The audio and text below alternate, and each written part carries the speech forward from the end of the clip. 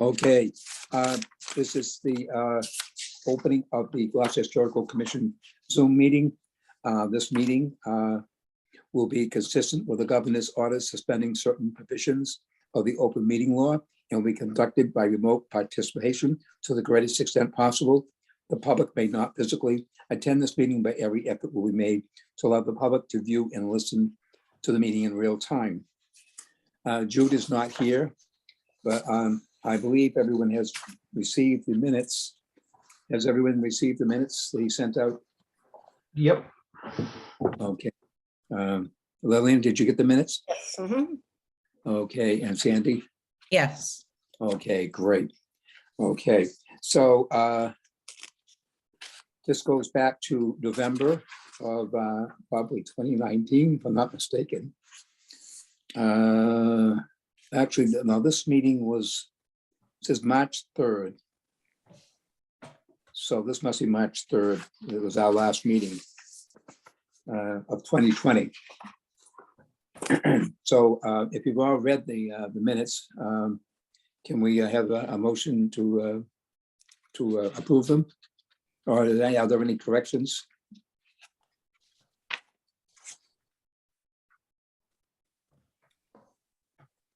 It's a long time to remember. They do seem to be pretty much in order for what we had on the agenda. A question, will Yes. Chris be able to speak and share her screen when it's her turn? She's on the public link. I believe, I just promoted her to panelist, so she's now on here. She has herself muted. Okay, thanks. oh, good. Okay. Who can take the minutes since Jude is not here? Do we have somebody who can take the minutes? What? Bob, I could do it. Okay, good. Thank you. Okay, so I guess I can make a motion that we approve these minutes from March 3rd. Ralph, you won't be able to vote because you weren't here. Right. So Shelley, would 3 out of 6 make a quorum? Well, you have Susan also, so if she was Oh, at she's the here? last, yep, Oh, okay. Oh, great. All right. So I'll make a motion that we approve the minutes from March 3rd, 2020 of the Gloucester Historical Commission. I second. Okay, thank you, Lillian. Okay. I guess we'll do it by roll call. So we'll start with Lillian. Yes. Okay, and Sandy? Sandy Barry? Are you on Yes. mute? Okay, and Susan? Are you on mute, Susan? Yeah.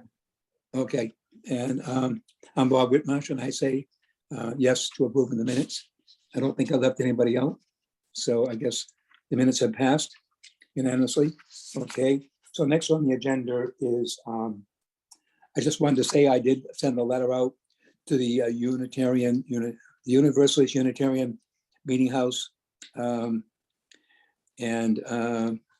they were pleased to get the letter. I actually did 2 letters that they needed, so they're taken care of. Jude was going to do an update. Since he's not here, we'll skip over that. And we'll talk about demolition delay after we have the presentations, if there's anything to say on that. And then Sandy, we can take up your situation. What's the status on the plaque for the Battle of Gloucester? Okay, can I just show my screen?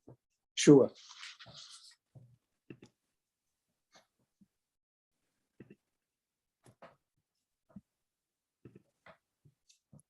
Sandy, I am going to promote you so that you can show your screen, unless, do you know how to do it? Well, I'm hit that button that says share screen.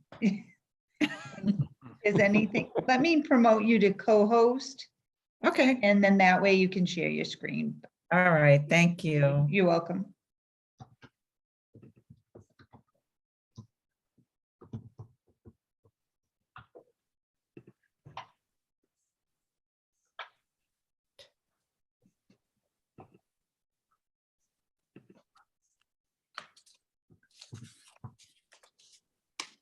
area.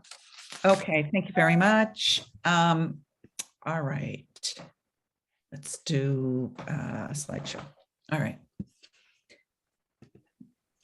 All right. This plaque is for the Battle of Gloucester, which happened in 1775. I am on the Daughters of the American Revolution, the Cape Ann chapter, and we have proposed to put a plaque into the, somewhere in the city in celebration of the city's 400th. Okay. The proposed wording for the plaque is as followed. A naval skirmish was fought early in the American Revolutionary War in Gloucester's Inner Harbor on August 8th, 1775. Royal Navy Captain John Lindsay, commanding the sloop of war HMS Falcon, spotted 2 schooners returning from the West Indies. After capturing one schooner, Lindsay chased the second one into Gloucester Harbor, where it was intentionally grounded.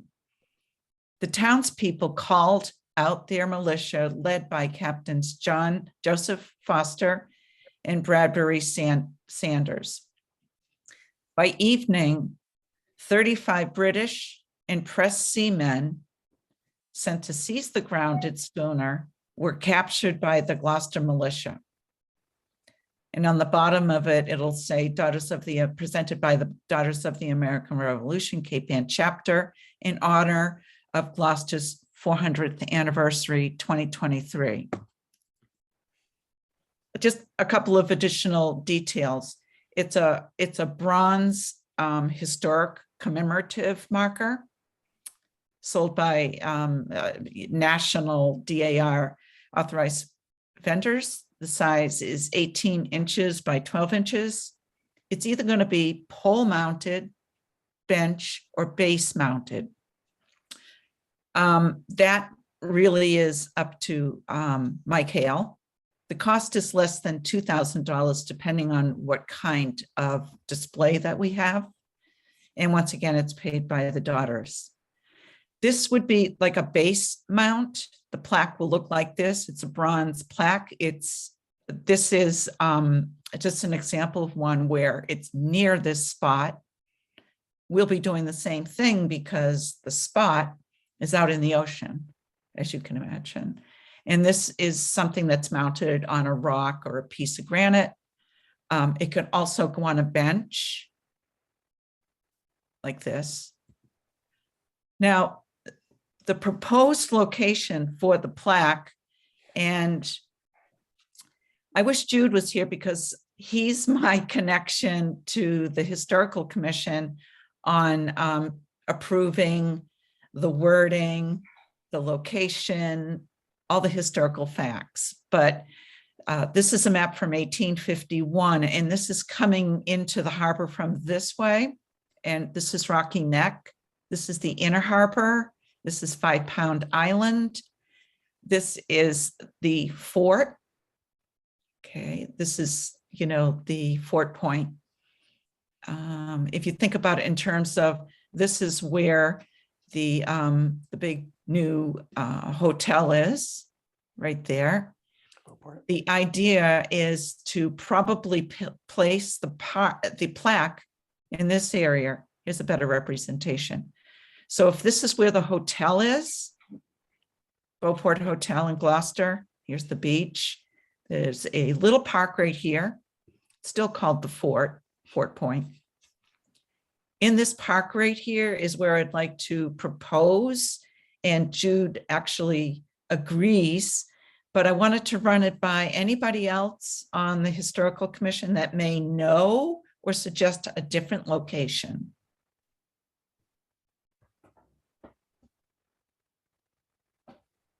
I guess that would be more like the fort that was a stronghold in 1775, where the other location over at Stagewell Park may not have been as prominent as this Fort Point at that time in relation to this battle. Would you say, Sandy? I would say that, except, you know, it's interesting, there wasn't a fort here in 1775. The city or the town wasn't prepared for any kind of defense of the waterfront, the seaport, or anything like that. Right. The fort came afterwards, more after the Revolutionary War, when it was discovered that seaports would be possibly needed to be defended against during any conflict in any battle against Right. United States. Right. Yeah. In fact, this wasn't really in relation to any particular land fort, I don't think, because it was out onto the water, so they had to go out to where we ran aground. So the battle Exactly. took place out on the where the boat had got stranded, Yeah. right, grounded. So, So yeah, exactly, right. right. So do you have any idea about the location in the harbor where that was? Yes, so it was the battle, and there was a reenactment about 4 or 5 years ago. I don't know if anybody attended it, but I saw it. It was- yes, oh, it was good. awesome. Yeah, it was great. Oh, good. And if you watch it from the beginning, it started right about here. I mean, that's where the reenactment started, in this Right. area. All right.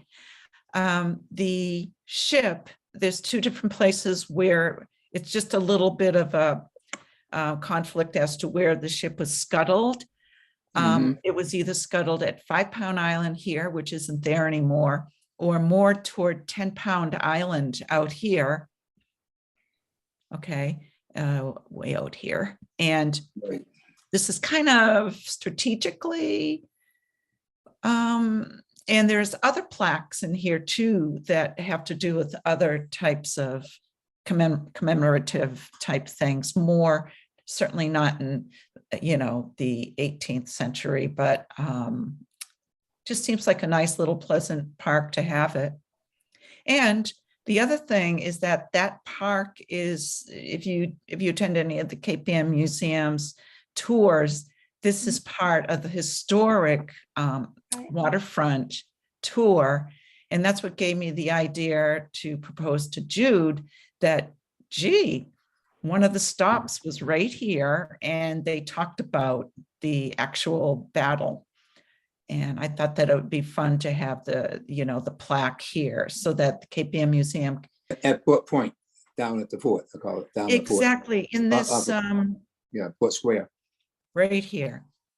Right, They right. stop If right you in. had talked about putting that there about 40 something years ago, I would have said, who's ever going to go down there to see it, And now we have the hotel there, we have walking tours. The neighborhood has really changed in terms of its approach for people maybe considering walking down there. It's certainly more inviting to walk down than it was not too many years ago. So maybe that's the transition, that this is going to become a place where tourists will be going down and looking out. And this is a nice lookout into a different perspective of a harbor. Looking at, I think you can see 10 Pound Island pretty well from there, and looking back at the boulevard and the drawbridge and across to the Stagewell Park.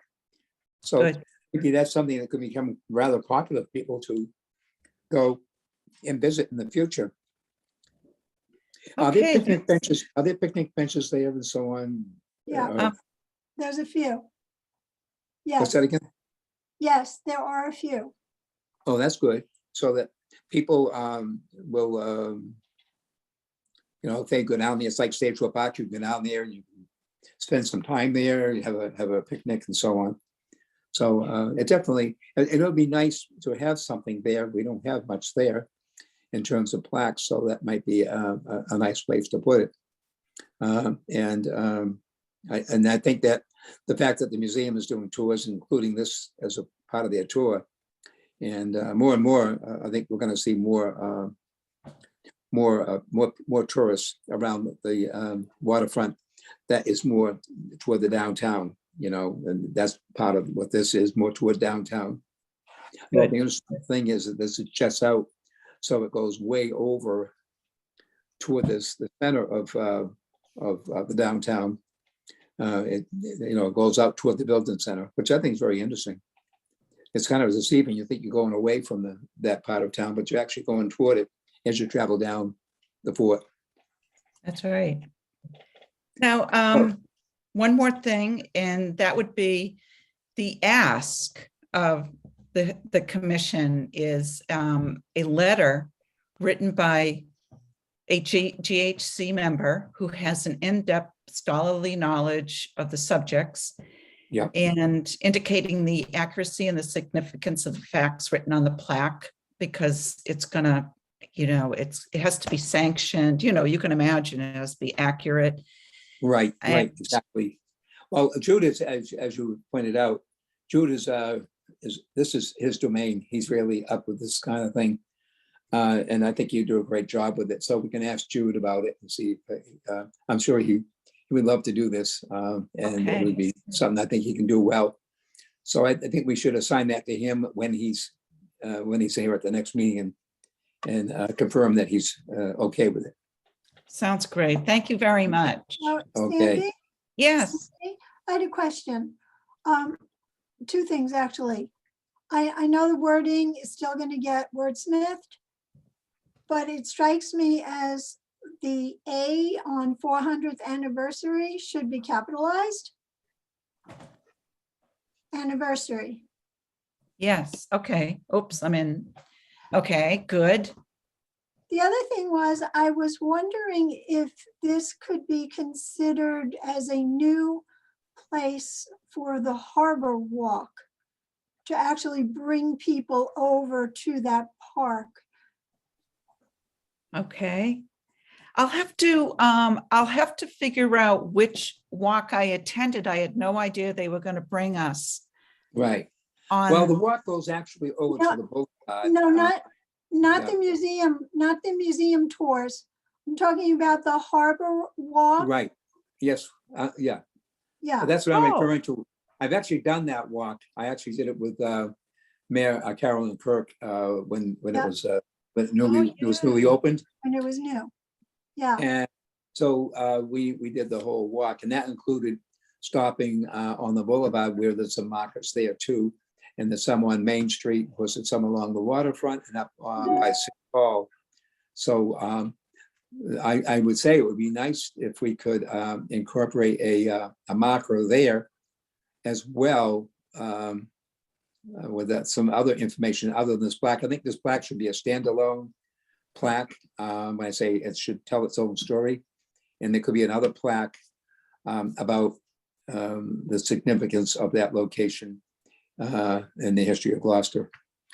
So that's not my, I'm not necessarily the one that's most knowledgeable about all that kind of information, but I'm sure there are people, we can research it and get some kind of significance to that area and get it on a, they put these granite posts in, they have, you've seen them around town, and they have a little plaque in there and it tells a little story. And I really like those. Those are nice.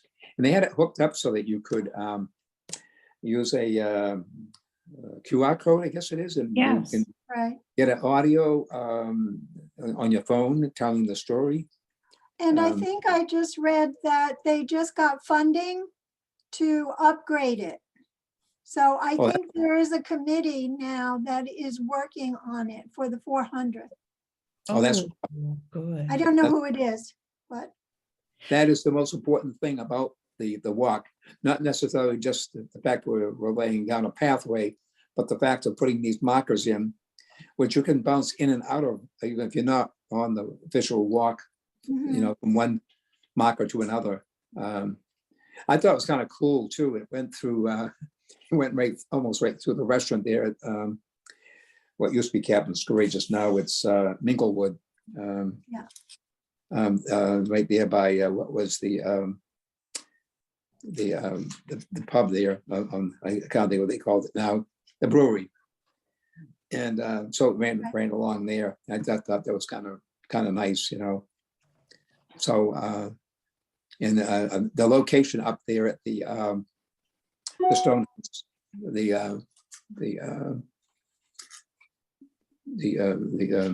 you call it? The Fitzgerald Lane house at Fitzhenry Lane now. And I thought that was a nice marker up there. And so, and I heard some of the recordings and I was quite impressed. And I'm glad to hear that they're going to be redoing that and enhancing it. And all the technology that's happened since the beginning of all this, I'm sure it'll be much better.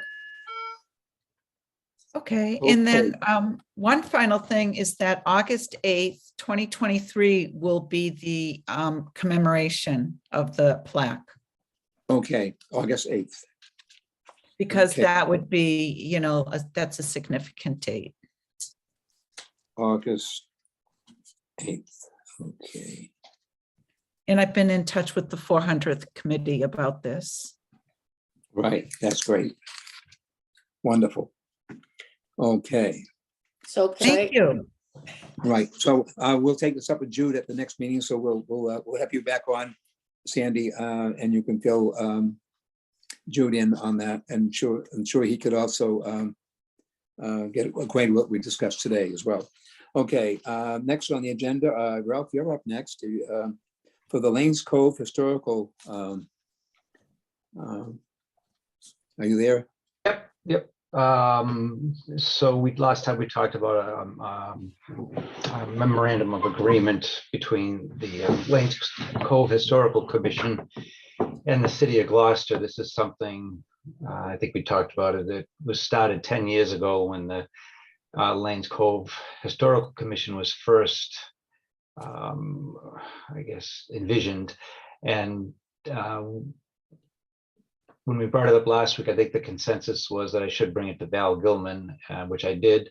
And she wants to bring it to the mayor and to Mike Hale, and asked that we officially bring it up at our next Lanes Cove Historical Association meeting, which we did on Saturday, and send her a note with a draft of the agreement and the reasons why I would like to establish the agreement. So I'm going to do all that, and see. Well, I think it's important because it's, we're not going to be around forever, and people. And in fact, already there's only 2 or 3 of us that were around when it was first started.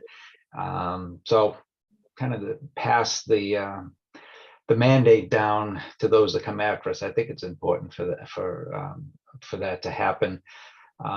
Plus, we also, because we're in Lanes Cove there, we always get approached to get involved in things that really aren't the domain of a historical association, like the repair of the boat ramp as an example.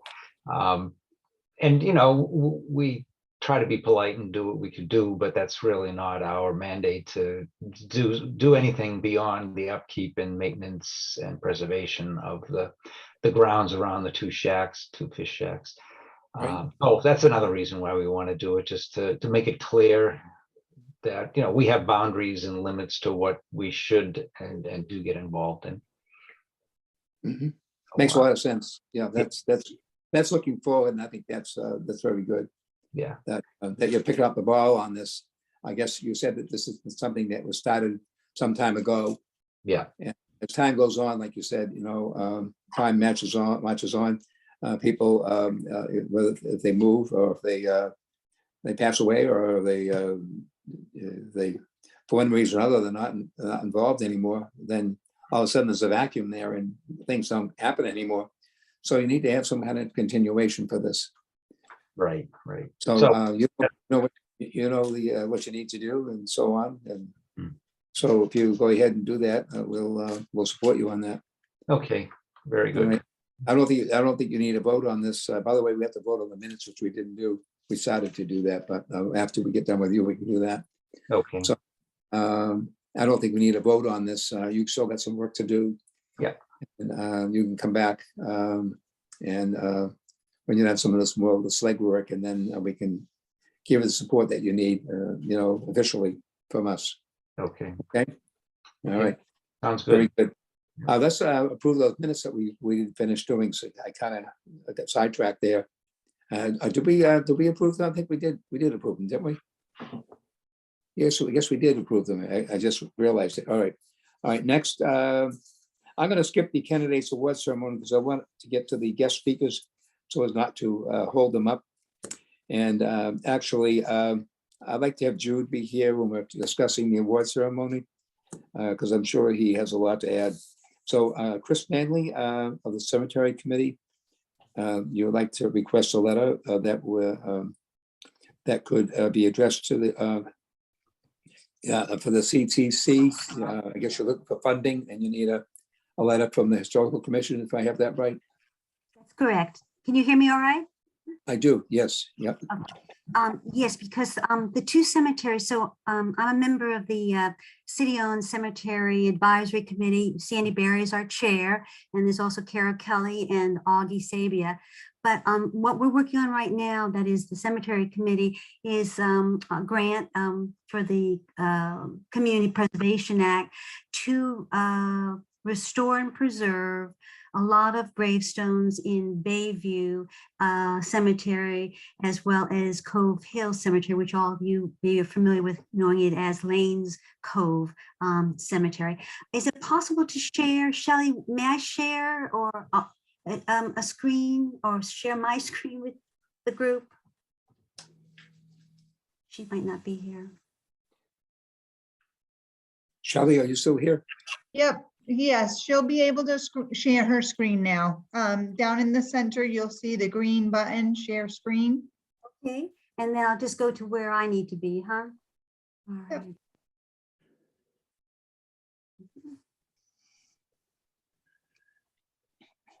I'm going to do that.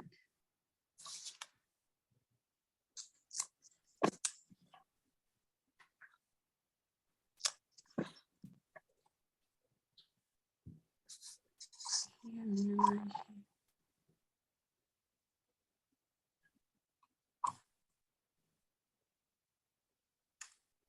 It doesn't. So anyway, so this was just my intro, but that I mentioned to you all that the two cemeteries that we're working with respect to this grant, one is Bayview, and Bayview is about 1.15 acres of, it was established in 1728. It was associated with the Annisquam Village Church. It was their cemetery, and it was a cemetery that covered, a large area, not just the Annisquam, but also covered Bayview, as well as Riverdale and the Wheeler Point area. And with respect to Bayview, it's bordered by Washington Street and also by South Kilby on the east side, and then you have Quarry Street on the north side, and on the south side it's Briarwood Lane. So that's one of the cemeteries. And just to get a view of what it looks like, if we're looking northeast, that is, if you were looking towards the Marine Station, you'd have this particular view. And then if you were looking, southeast, you would be looking, towards the fire station, the Bayview Fire Station. And as you can see, a lot of the stones are down, they're tilted, and a number of them are broken, which you'll see in just a moment. So the other cemetery, as I said, was Cove Hill. Cove Hill is about 1/2 an acre of land. It was land that belonged to John Lane, when he was given a land grant that went actually from Plum Cove, which is here, all the way to the flat rocks of Lane's Cove itself. And he donated that a small portion of this land to become the Cove Hill Cemetery. And the first burial in this particular cemetery was about 1729. And the last burial was in 1901. Both of these cemeteries are inactive, but they're historical in their nature, as they represent, the stones of our settlers, our farmers, the people that made history here in Gloucester. If we look at Cove Hill Cemetery, again established in 1720. Just looking east, I'm standing in the same direction, I'm just pointing in different ways. Looking east here as if you were looking and going straight towards Halbert Point. And if I was looking northeast, I'd be probably looking at Lanes Cove itself. So with respect to seeing what kind of restoration and preservation is necessary, I just took some images. These are images mostly from Cove Hill, but similar and even more fractured stones are also found in Bayview. So we have toppled stones, we have stones where the bases are sunken, and this particular gravestone could be easily knocked over because it's no longer attached even to its base. As we go down even further, we have stones that are cracked, missing pieces, some are fractured and buried. Other stones, you know, are sunken. This happens to be a veteran here, Timothy Young, and again, it's tilted, it needs to be pulled up and righted. And as you can see here on this particular stone, it's extremely tilted, and it's always the issue that this could easily, you know, be cracked if it was hit by a branch, because there are a lot of locust trees in this particular cemetery that could easily be fractured. So that needs a, you know, a quick attention. And then there are stones, this happens to be actually in Bayview. There are stones that I've uncovered that are buried and they're fractured, but the pieces are present, so they need to, you know, be reattached by epoxy and the various methods that the preservation is used. So they need to be uncovered, they need to be repaired, and then they need to be set back into their proper place in Bayview. So those are the two cemeteries. This project is going to run for 3 years because Bayview probably has about 159 stones that need restoration, and Cove Hill has about 50 plus stones that need restoration. So the reason why I'm here, and I appreciate you letting me come, is that Bayview and Cove Hill are not on the historic registry. And so in order to apply for this grant, we need a letter from you all, that is the Gloucester Historical Commission, stating that yes, these two sites are historical sites, you know, with respect to, You can hear here. Yeah. Hear me? Can you hear me? Yeah, go ahead. And the other thing I wanted to also point out, not only is this about restoration and preservation, but it's also about open spaces. We don't think about it, but these municipal cemeteries, they provide, you know, a scenic landscape for people to come and walk, you know, to explore, to investigate. So even this preservation work also affects, you know, removing invasive vegetation and cleaning the area up so people can enjoy this passive, you know, open space that exists within our city cemeteries. Do you all have any questions? Oh, and the other thing too is this, I would need the letter hopefully by the end of April because it's due in the early part of May. That is the application. Right, okay. Any questions you all have? We'll open this up for some discussion and then we'll take a roll call vote. Just so everyone know, I have David Rhinelander on speakerphone here. David, we're in the meeting now and we're discussing the Bayview Cemetery, which is near the fire station in Bayview, and then the lanes, what do they call it, Cove Hill Cemetery, and that's not too far from Lanes Cove. It's kind of a hidden place, kind of behind the Cove coffee shop, which is in the center of Lanesville. There's a little pathway going down to it. And that's a half-acre site with some very historic stones going back to, I think, 1720. And then the ones at Bayview, how far back do those go, Chris? That cemetery was established in 1728. And I 1720, yeah. And I do know that the first minister for Annisquam and the fourth minister, the first minister was Bradstreet, Benjamin Bradstreet from Newbury. And he's buried there with his wife and his 8 children. And then, of course, Ezra Leonard, who was the 4th minister at that church, is also buried there. So, and plus, in both of those cemeteries, we have Civil War veterans, we have American Revolutionary veterans. So besides the people themselves, their stones tell the history of how this area all developed. Right, right. And for David's benefit here, she showed some stones that were damaged and similar to what you would see in some of the other cemeteries, such as the First Parish, where stones were sunken on their mounts, and some of them were toppled over, and some of them were broken up into pieces, and some of the pieces could be found, but they would have to be kind of like searched for below the surface of the ground, which they have done some of.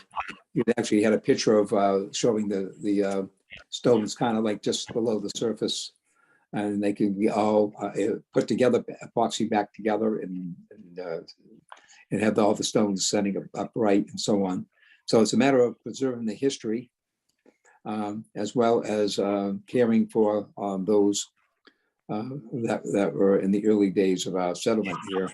So, And may I add but one more she needs a letter. Mhm. We'd like to have a letter from the Historical Commission.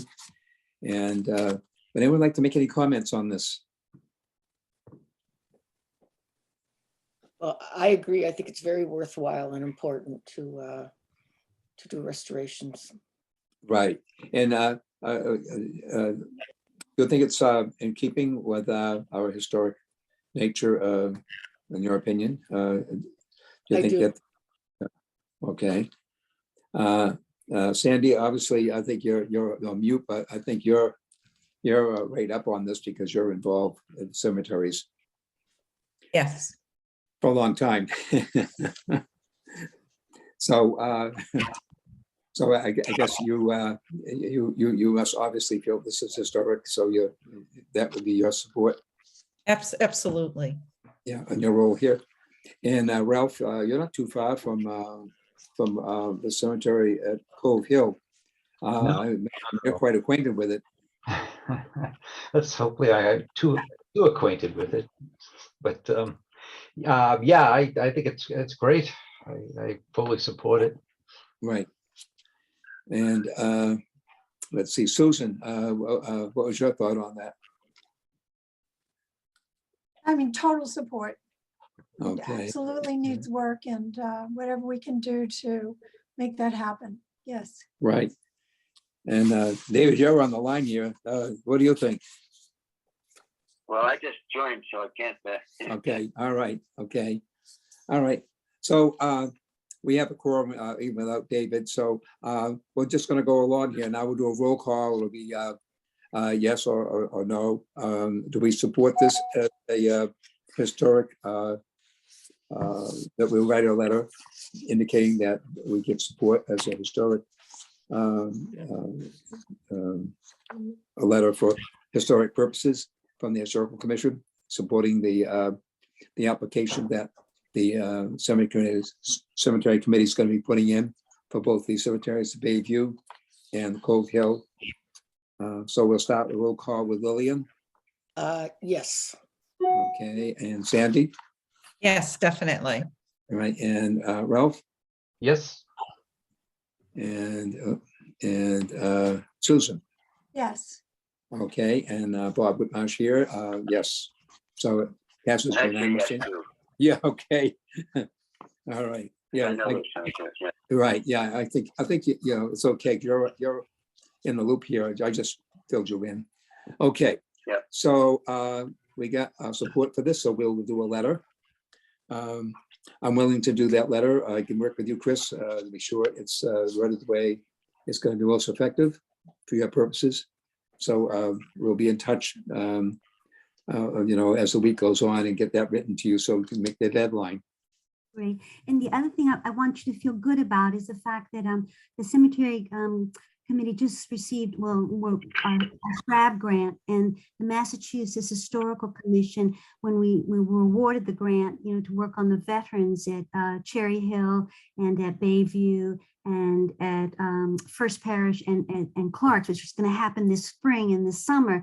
Massachusetts Historical Commission said to me, you said, Bayview qualifies for the National Registry. So I want you to feel good about that they agree with you too, which is good. And I'm sure if they knew about Cove Hill, they'd say the same about her as well. I believe so. And I do think that both those cemeteries should be on the National Historic Register. And Mhm. I don't think we'll get too much opposition for that. I think that's something we should work on. Sounds great. Okay. Thank Very you. good. Okay, all right. So we've covered, I think, everything except we don't have, Stephen, we have you up next. Okay, good. You were Hi, on the everybody. agenda, but we'll fit you in because you have a deadline. Yes, thank you for doing that. Anyway, everyone can hear me okay? Yes. Yes, I can. Yes, good. So, hi, everyone. My name is Stephen Gondert. I'm on the board for the Rocky Neck Art Colony. And I actually give walking tours of Rocky Neck, focusing on the one of several people who do that, but talking about both the artists and the fishing history in Rocky Neck. But our cultural center, which many of you probably are familiar with, it used to be originally the Giles Chapel, built in 1877, is in need of some pretty significant repairs. One being a retaining wall in back of the building that's going to cost about $30,000 to fix, and also needs to be repainted and some work on the door. So I focus on grant writing for the organization, and I had sent a letter to the CPC and heard back from Harry Hoglander, who many of you may be familiar with or know, that building, in order to get funding from, at least from the CPC, needs to be considered a National Historic place. And many of you may not be aware, because I wasn't until recently, that in 2017, Rocky Neck is a designated National Historic District. And there's no signage or anything about that. I think that's another ancillary topic that we probably should do something about, that to let people know that it is. But in any case, in order to get funding, Harry mentioned that we need to submit a process to make that building, or to apply for that building to become a National Historic Site. And so that's what the purpose of me being here tonight is, to talk about that. And I talked with the president and other members of the board recently, and they support this under the condition that there aren't restrictions that might be placed on any changes, potential future changes to the building. And I think it's very likely that there may be some restrictions once that becomes a National Historic Site, that it would be very difficult. They have plans potentially adding on an addition on the back part of that building, is what they're considering as a potential. And there's no funding for that as yet, but that's something that she said that they had considered. So I want to make sure that indeed, if we were to submit this paperwork to make this building a National Historic Site, that it wouldn't have too many restrictions associated with it. The building itself, I think most of you probably are familiar with it. It's built in 1877. It's an example of Carpenter Gothic style of architecture. And it actually is in that original application for National Historic District status in 2017, that building is defined. There's a paragraph at least on it that talks about the architectural significance of the building. So I think it merits at least consideration for a National Historic Site, as long as there aren't a lot of kind of golden handcuffs that might be associated with that could cause some potential conflicts in the future. So you folks are, I'm sure, very familiar with that. Doing a little bit of research on it, it looks like the only other two National Historic Sites in Gloucester are the Adventure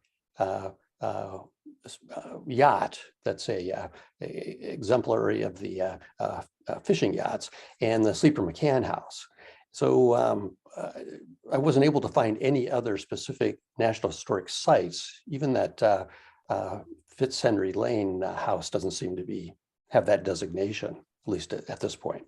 So that's why I'm here, and wanted to just understand that. And you folks probably know the restrictions or any kind of complications that might come from that. So Right. let me turn it Well, over. This is something that the Historical Commission would get involved with and work on. There's a process for getting a property designated as a historic, on the historic register. And if I'm not mistaken, this is going to have to go before the city council and get their support, as well as it goes on to the Mass Historical Commission, I believe, and they weigh in on this. And it goes, it'll be under the National Park Service. Not to confuse, it's nothing to do with a park, but that's just what it comes under. Right, they manage it. Right, and so, and it doesn't provide, it doesn't make any kind of restrictions, because on the federal level, there's no control over things like permits and things you might want to do to the building. The only time you'll be restricted is if you're using federal funds. If you accept federal funds, you'll have a restriction put on the building that you would have to run that by whatever you're doing by on the federal level. You have to let them know what you're doing, make sure that it's not violating your restrictions. That's the only thing. If you don't accept federal funds, then you're free to do whatever you want without any restrictions. The only time restriction comes into play with any of these things is when using federal money. If it's a federal designated historic register, then you get funding, federal funding, then you're going to have to go by the rules, so to speak, where you have to run things by them, and they have to get their approval to know how to do them. So that's the only thing about people worry about that. If you have a National Historic Register, it's like a historic district. The historic district is controlled locally. And when something's controlled locally, that means that you may have to go before a board. Everything's done local. That's the way this country's set up. So that you get a permit for something, or if you have a historical commission that's locally controlled and you want to do something and you're in the historic district, then you have to get it approved. Like you can change the windows, for example. You probably wouldn't be able to change the windows. They probably want you to restore the windows, unless for some reason they can't be restored, in which case they would get involved with replacement windows that would qualify to be more historic than maybe what might otherwise be selected. Same thing with siding. And there are a lot of categories that come under those things. And you're not really in a local historic district, so you don't have to worry about those things. And personally, I don't think that being in a local historic district is really a problem, but you have to realize that there will be some kind of restrictions. And sometimes restrictions bring about good things. Okay, so, and by the way, we don't do that in the Historical Commission. There's another commission in Gloucester, which is very confusing for a lot of people. It's called the Historic District Commission, or the Historical Commission. We come under the Massachusetts Historical Commission, and we actually are more into things that are non-regulatory type things that we don't, other than giving our opinion and promoting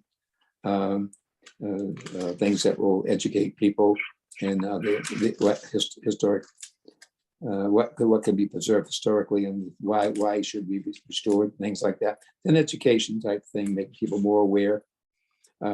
There's a few things that we do like this that we assist in, but other than declaring something historic, I don't think we have a lot of power at this point.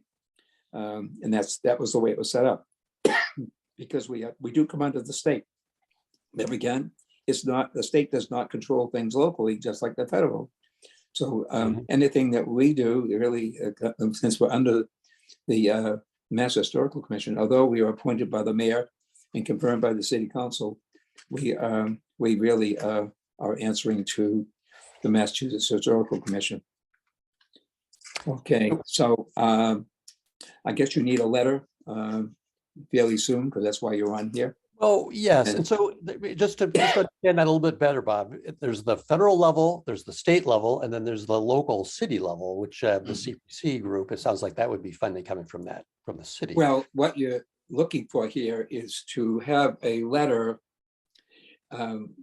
First of all, for the CPC, which is the Community Preservation Committee, which oversees and they recommend, but they don't actually approve the use of funds, but they they review it and they pass it on, and the city council actually votes I see. on that. But you need a letter from us declaring the building as historic. Got it. And you either need that or you need to be on like the National Historic Register. You can do either one and qualify, but you need one of those in order to get funding under historic preservation. Mhm. That's your category. You couldn't qualify for open space. You can't qualify for some of the other categories, housing and so on. So Right. this is one of the categories that you could qualify. It's the only one, and it's a good one. And I think that is one of the most important things that CPA funds do for a community, is preserving a lot of the historic buildings. So we're going to do a roll call now. If you're anything else you want to add, and if you have anything you want to comment on while we're having a discussion, you can feel free to jump in. Yeah, no, Okay. I think I've covered it pretty well. It's just in order to get the funding necessary. We are actually trying to get funding from other sources, like the Mass Cultural Council, for example, has have done quite a bit of funding. In fact, they have donated funding for actually purchasing that building back in 2013 by the Right. Rocky Neck Art Council, or committee rather. So yeah, that's it. It seems like a good thing to do. So Yeah. That's very good. Yeah, they do a lot for us. The Massachusetts Historic, the Cultural Council. Okay, going down the line here, we'll let people make comment. We'll start with you, Lillian. What's your thought on this? I agree. I think that I'm always amazed at how many historical buildings and places there are in Gloucester that we don't even know about yet. So I support it. Sure, right, okay. And we'll get you for a vote later when we officially do it. Now, Sandy, any comments there? No, I loved hearing about it. It was really pretty cool. If I can get a parking spot down there, I'll get a It's worth the trouble to get one Yes. down there once you get a parking spot. yeah, especially now that Jane Lynch is going to open the I Rudders. know, I heard. That'll be even Oh, more yeah. parking challenge. I can't wait to get down there for the season. Ralph, how do you feel on that? I absolutely in favor, support it. It's great. And I second the thought about the parking space. It's difficult. Yeah, right. Susan? Yeah, it's a wonderful building. So whatever we Right. can do to help it along, absolutely. Oh, good. Right. And David? Are you still there? Well, I'm afraid I really don't. I can't identify the building. So Oh, it's the one that was it was a reading room for the Christian Science. It looks like a little white church, not too far Johnson from Street. Sailor 6 blocks. Stands. It's if you make the loop into and going out of Rocky Neck, before you get to Sailor Stands, it's on the right-hand side. It's a little white. And the stairs go Okay. up kind of high on the front. That's the building. You must have been in that building some time. They had a lot of artwork in there since they took it over. It's a gallery, but it's also extensively used by the community for all Right. kinds of things, from yoga Right. classes to Yeah. plays. Right. So we'll take an official vote now. This will be yes or no, roll call, voting for to do a letter to support this as a historic building.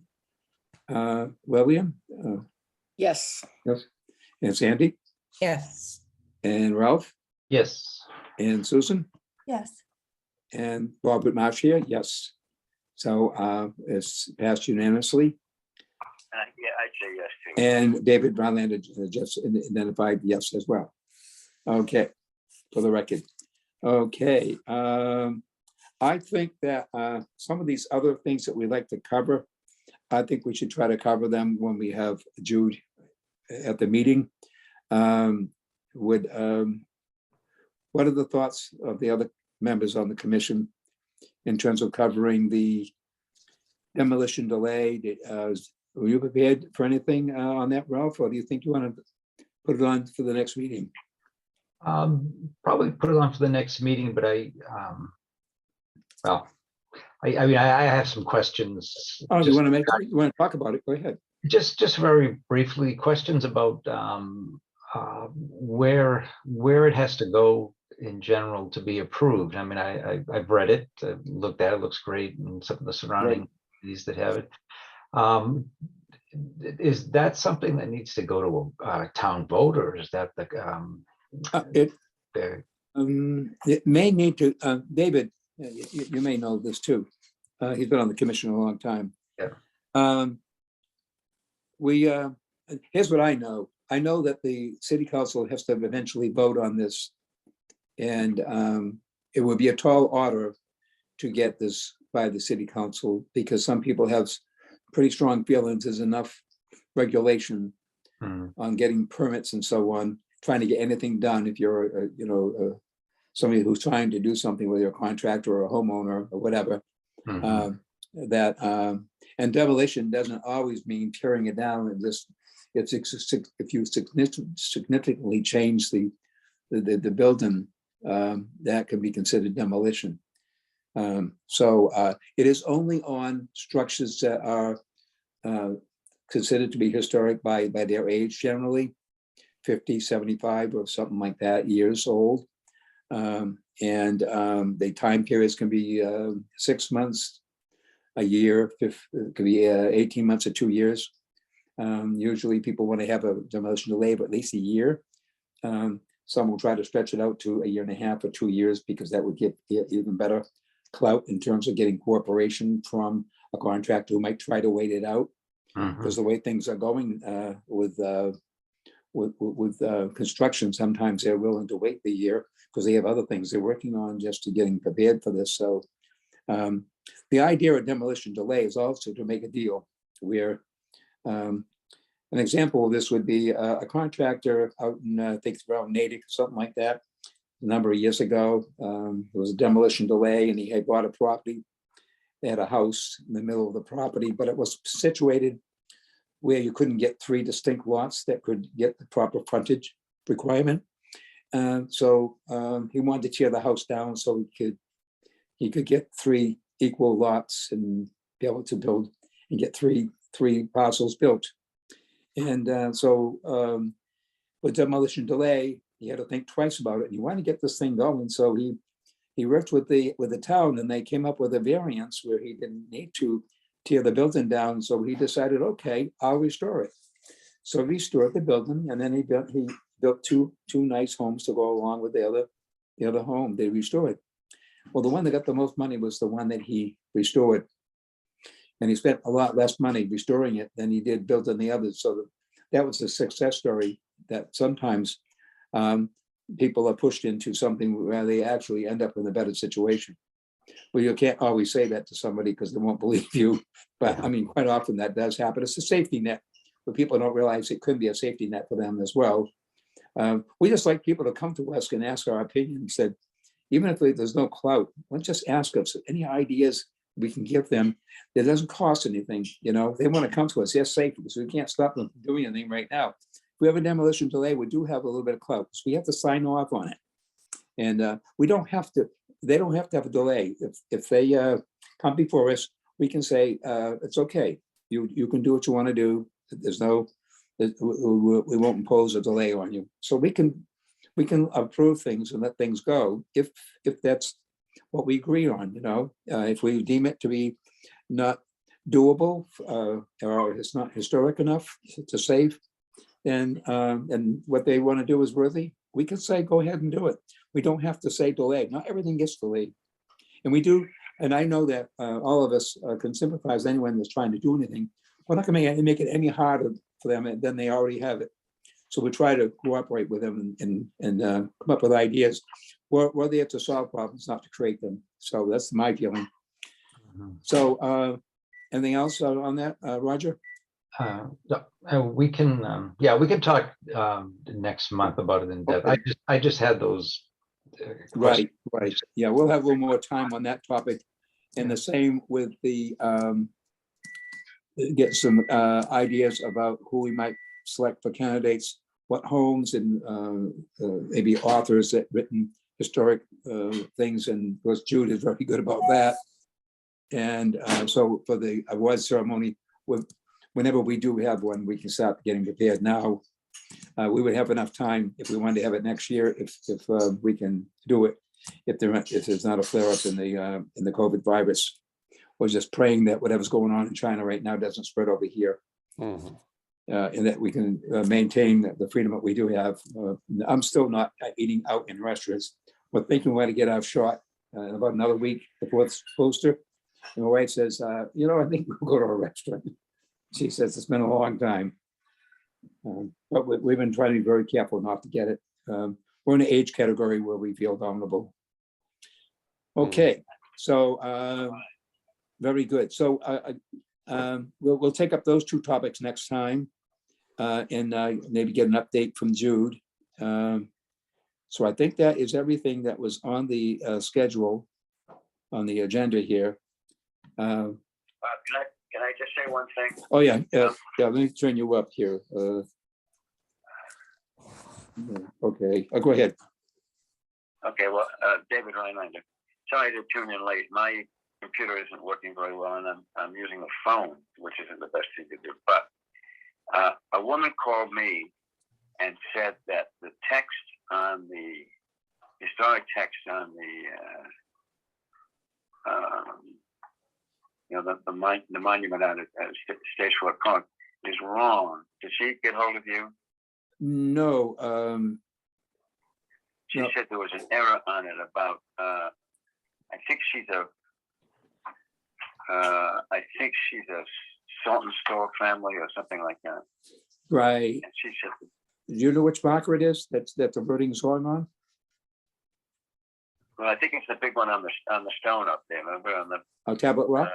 On Tablet Rock?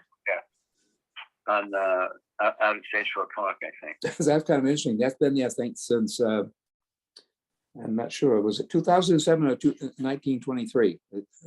Anybody know? No, Jude's not here. He's our historian for these little facts and dates. But I know it's over 100 years that flag's been up there. But it would be kind of interesting to know what it is that she feels isn't accurate. Can you get some more information on that and let me know? Let us know. Yeah, I think I ought to do that. I've been sort of out of the loop. I've been in the hospital and various things. So I understand. but she did call me, and I said, well, I talked to you and the commission. Yeah. There's something about the fact. She said there is a mistake on that rock. So Well, I'm going to check it out. I'll check it out from what I can figure out from my end. And if you can try to see if you can get her to identify what it is, then we'll look into it. I think she told me something, and I've got to find my notes because my desk is a mess. I can send you the wording in the meantime of what it says. Oh, great. Okay. That's great. Send that to everybody and then we can, Okay, we'll look it over. And then if you can get her to tell us what it is, then we'll weigh in on it. We can't make it happen directly, but we can give our opinion. Yeah, well, I think she's interested in the fact that the Gloucester birthday is coming up, and she doesn't want that her ancestors' information wrong. And but I'm not exactly sure what it's all about. Right. Well, this is a good time to get it straightened out. The Yeah. tablet might not change, but we certainly can change other factors that could supplement that to make the data a little bit more accurate for the sake of the family. Yeah, I think Her that. name, I think her name is Susan Fields. Did she get hold of you? I'm trying to Anybody think. in I have some notes somewhere. I do have some. I don't remember that. How long ago would that be? 1907. Yeah, probably a few weeks, maybe a month or two ago. Yeah, I don't think she got in touch with me. What were you saying, Sandy? Oh, I'm sorry. I thought you were wondering. 1907 is when it was placed there. That's what I thought, 1907. Yeah, that's right. Wow. That's really something. Okay. There was a lot done in 1907. Yeah. I missed the name of the plaque for the meeting minutes. Can you repeat it? Oh, this is the Tablet Rock plaque that's in question that David brought up. That, what was her name? Fields, what was the first name? Susan? Susan Fields was her name. Susan yeah. Fields had put a request in regarding the wording, but she didn't specify what it is. But we're going to, Sandy Barry is going to send everyone the wording of what's on the Tablet Rock, and we'll all look at it and see if we can figure it out. In the meantime, Sally Fields will get, David Rylander will get in touch with her. All right, David? The best you Yep. can. And yeah, And I'll turn her over to you. I'll Okay. give her your contact. right. Lucky Right. you. Right, okay, well, we have Ralph also co-chair, so you can reach out to Ralph at any time. Once you get to know Ralph, you'll know he's a great resource for this commission. All right. Okay, All right, well, I'm sorry. I just, my electronic system is all screwed up, and I'm a quill pen sort of person, not a computer sort of person. So we'll see. But, right, all right. yeah, okay, well, you did a great job on that. So anything else that anybody wants to bring up here before we ask for a motion to adjourn? Anybody else have anything to say or bring up? No. Okay, who would like to make the motion to adjourn? I'll make Anybody a there? motion. Okay, thank you, Lillian, you're dependable. And who would like to second that? I'll second it, Sandy. Okay, and roll call, we'll start with Lillian Oh, to adjourn, to adjourn, okay, yes. okay. Motion to adjourn, Sandy? Agree. Adjourn. Yeah, adjourn. And Ralph Yes. and Susan Yes. and David? Yes. And I say it, Bob Whitmarsh, yes. Okay, that it completes the meeting, and we'll see you all at the next meeting. I don't know if we'll have one at the end of April, which would be more in keeping with our timing. If that happens, I'll work with Ralph and come up with an agenda and see if we can get that done in time for a meeting as early as the end of April. If not, we'll maybe spill it over into sometime in May. So All right. we'll keep everyone abreast about when the next meeting will be. Yeah. Okay, Yeah, I'm sorry I've been out of the loop, but I'll try and get back in it. All right. okay, all right, very good, David. Thank you, everyone. Thank you. Thank you. Okay, okay, thank you everyone for all your help. Appreciate it. Yeah. Good night, everybody. Good night. Good Bye-bye. night. Bye-bye. Bye-bye.